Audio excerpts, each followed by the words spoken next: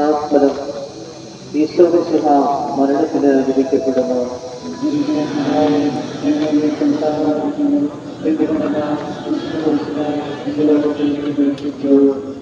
ഈശോയെ, നിന്റെ കുരിശിന്റെ വഴിയിലൂടെ ഞങ്ങൾ നടന്നു നീങ്ങുമ്പോൾ ലോകത്തിന്റെ വിവിധ ഇടങ്ങളിൽ നിന്നോടുള്ള വിശ്വാസത്തെ പ്രതി പലവിധത്തിലുള്ള പീഡനങ്ങൾ അനുഭവിക്കുന്ന ക്രൈസ്തവ സമൂഹത്തെ സമർപ്പിച്ച് ഞങ്ങൾ പ്രാർത്ഥിക്കുന്നു.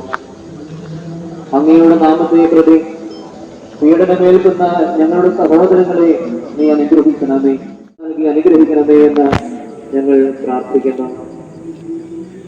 മനുഷ്യകുലത്തിന്റെ പാപപരിഹാരത്തിനുള്ള ബലി ആരംഭിച്ചു കഴിഞ്ഞു. ഈശോ പീലാത്തോസിന്റെ മുൻപിൽ നിൽക്കുന്നു. അവിടുത്തെ ഒന്ന് നോക്കുക.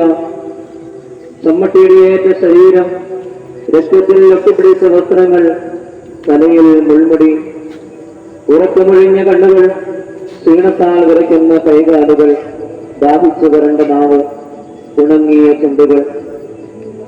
പീലാത്തോസ് വിധിവാചകം വെച്ചിരിക്കുന്നു. കുറ്റമില്ലാത്തവൻ കുറ്റക്കാരനായി വിധിക്കപ്പെട്ടു. എങ്കിലും അവിടെ നിന്നെല്ലാം നിശബ്ദനായി സഹിക്കുന്നു.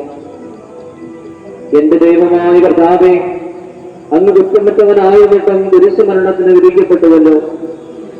എന്നെ മറ്റുള്ളവർ തെറ്റിദ്ധരിക്കുമ്പോഴും നിർദ്ദയമായി വിമർശിക്കുമ്പോഴും കുറ്റക്കാരനായി വിധിക്കുമ്പോഴും അതെല്ലാം അങ്ങേപോലെ സമചിത്തനായി സഹിക്കുവാൻ എന്നെ അനുഗ്രഹിക്കണമേ. അവരുടെ ഉദ്ദേശത്തെ പറ്റി ചിന്തിക്കാതെ അവർക്ക് വേണ്ടി ആത്മാർത്ഥമായി പ്രാർത്ഥിക്കുവാൻ എന്നെ സഹായിക്കണമേ.